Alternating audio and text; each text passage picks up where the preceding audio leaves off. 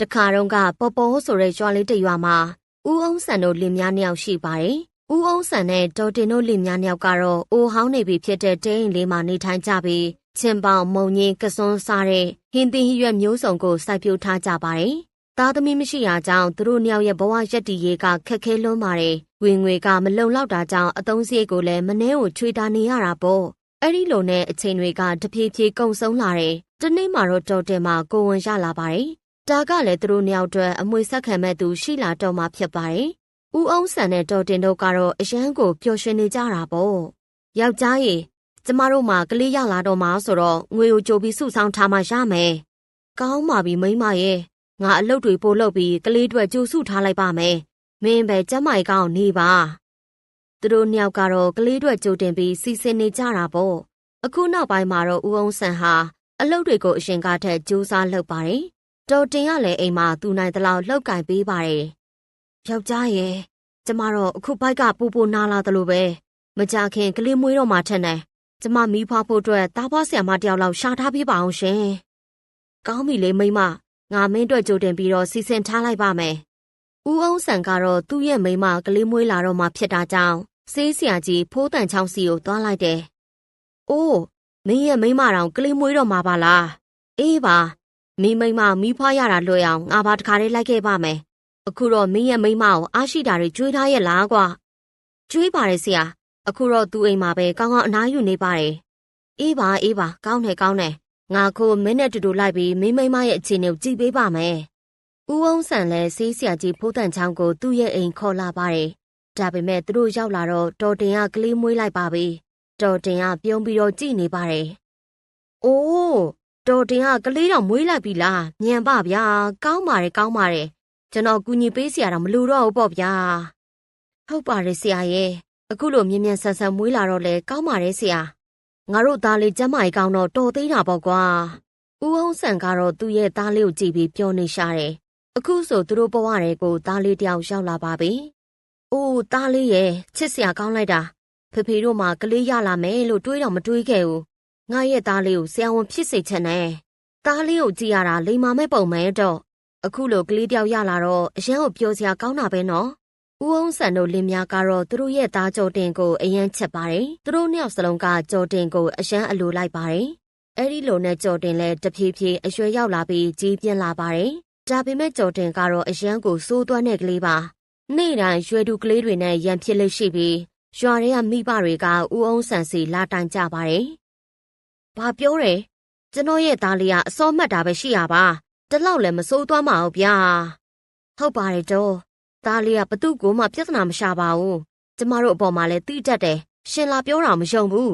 ။ဒါတွေမသိဘူး။မင်းတို့ရဲ့ကလေးကရွာထဲကသူတွေနဲ့ရွယ်တူကလေးတွေကိုလိုက်ရိုက်နေရပဲ။အခုလည်းငါကိုယ်တိုင်တွေ့ခဲ့တာပဲ။ရှင်ခုထွက်သွားတော့နော်။ကျမတို့ကရှင်လိန်ညာပြီးပြောနေတာတွေကိုနားထောင်နေရမှာလား။ဒေါ်တင်ကတော့သူ့သားကိုအထိမခံပါဘူး။ဒီလိုနဲ့ကျော်တင်ဟာကြားလေးပို့ပြီးတော့စိုးသွမ်းလာပါတယ်။အရွယ်ရောက်လာပြီဖြစ်တဲ့ကျော်တင်ကတော့အလုပ်လည်းကောင်းကောင်းမလုပ်ပါဘူး။သူကတော့မိဘလှုပ်စာထိုင်စားပြီးပြဿနာပဲရှာနေတော့တာပေါ့။သားရေအဖေတို့လည်းအသက်တွေကြီးလာပြီ။သားလည်းအလုပ်လေးပါလေးလုပ်ပါအောင်ကွာ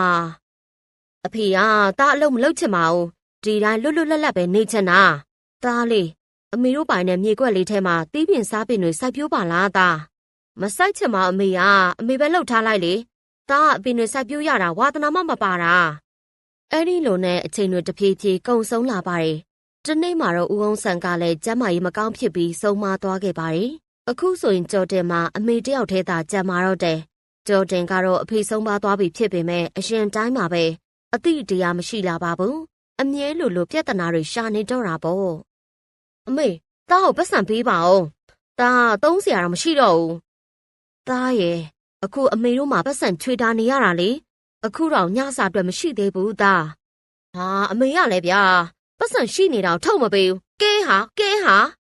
ကျော်တင်ကပတ်စံတောင်းတာမပေးလို့အမေဖြစ်သူကိုခြေထောက်နဲ့ကန်လိုက်ပါတယ်။ကျော်တင်ကတော့သားဖြစ်သူကြောင့်ဝမ်းနဲ့ခံစားနေရပါတယ်။ကျော်တင်ကတော့မိခင်ဖြစ်သူကိုလည်းတောက်စားမှုရစ်ပြီးတော့ရိုက်နှက်လေးရှိပါတယ်။အမေစီကပတ်စံတောင်းလို့မရရင်ငါတခုသွားခိုးပြီးရောင်းရမယ်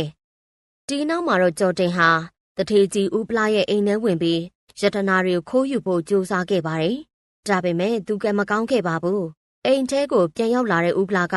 ရွှေတွေကိုခိုးယူဖို့ကြံစီနေတဲ့ကျော်တင်ကိုမြင်လိုက်ရပြီးတနတ်နဲ့လှမ်းချိန်လိုက်ပါတယ်။ကြည့်အောင်မင်းတခိုးတေးချင်နေပြီထင်တယ်။အတင်းရဲလိုက်တာကွာ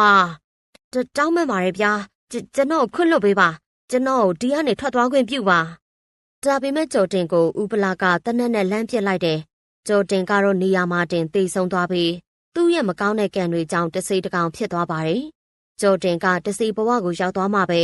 အမေဖြစ်သူကိုတတိယလာပါတယ်။ဒါကြောင့်သူ့အိမ်ကိုသွားလိုက်ပါတယ်။တော်တင်ကတော့အိမ်လေးထဲမှာအိပ်ပျော်နေရှာတယ်။ခဏကြာတော့တော်တင်တယောက်အပြင်ကနေအတန်တွေကြားလိုက်ရပြီးအိမ်ယာကနေနိုးလာပါတယ်။သူမလည်းအိမ်လေးထဲကနေအပြင်ကိုထွက်ကြည့်လိုက်တော့တစေဖြစ်နေတဲ့သားဖြစ်သူကိုမြင်လိုက်ရတာပေါ့။အမေသားပါမကြောက်ပါနဲ့နော်။သားအမေကိုလာနှုတ်ဆက်တာပါ။သားတထေးကြီးဥပလာရဲ့အိမ်ထဲဝင်ပြီးရွှေတွေခိုးယူဖို့ကြံစီရင်းနဲ့တနတ်နဲ့ပြက်သက်ခံလိုက်ရတာပါ။ကျော်တင်ကအမေဖြစ်သူကိုအကြောင်းစုံပြောပြလိုက်တယ်။ဒီနောက်ပိုင်းကစပြီးကျော်တင်ကရွာလေးထဲမှာတစိဘဝနဲ့အရန်ကိုခြောက်လန့်လာပါတယ်။နောက်ဆုံးမှာတော့ဥပလာလည်းမော်ပညာပါတက်မြောက်ထားတဲ့ဆေးဆရာကြီးဦးတန်ချောင်းစီအကူကြီးတောင်းရတော့တာပေါ့။ဒါပေမဲ့ဦးတန်ချောင်းလည်းကျော်တင်ရဲ့ခြောက်လန့်မှုကိုမခံနိုင်ပဲထွက်ပြေးခဲ့ရပါတယ်။နောက်ဆုံးမှာတော့အဲ့ဒီနေရာကိုတော်တင်ရောက်လာပြီးသားဖြစ်သူကိုဆုံးမစကားပြောလိုက်ပါတယ်။သားလေးရဲ့အခုလိုတွေထပ်ပြီးတော့မလုပ်ပါနဲ့သားလေးရဲ့သားလေးအခုလိုတွေလုပ်နေလဲဒီဘဝနဲ့လွတ်မြောက်နိုင်မှာမဟုတ်ဘူး။သားရဲ့အမေစကားကိုနားထောင်ပါ။တော်တင်ရဲ့ဆုံးမစကားတွေကိုနားထောင်ရင်ကျော်တင်လည်းနှောင်တတွေရသွားပါတယ်။သူလည်းမိခင်ဖြစ်သူရဲ့အရှိမဒူးထောက်ရင်သူ့ရဲ့အမားတွေကိုဝင်ချတောင်းပန်ခဲ့တာပေါ့။ဒီနောက်မှာတော့ရွာလေးထဲမှာကျော်တင်ရဲ့ဝိညာဉ်ကိုမတွေ့ရတော့ပါဘူး။တော်တင်ကတော့သားဖြစ်သူတွေကုသိုလ်ကောင်းမှုတွေပြုလုပ်ရင်းနေထိုင်သွားခဲ့ပါတော့တယ်။ဟုတ်ကဲ့ပါရှင်။အခုလိုဇာတ်လမ်းကောင်းတွေကိုအမြဲမပြတ်တင်ဆက်ပေးတော့မှာဖြစ်လို့ကျမတို့ channel ကို subscribe လုပ်ခဲ့ဖို့မမေ့ပါနဲ့နော်။အားပေးနေတဲ့ပရိသတ်တွေအားလုံးလည်းကျေးဇူးတင်ပါတယ်ရှင်။နောက်ဗီဒီယိုမှာပြန်တွေ့ကြပါမယ်နော်။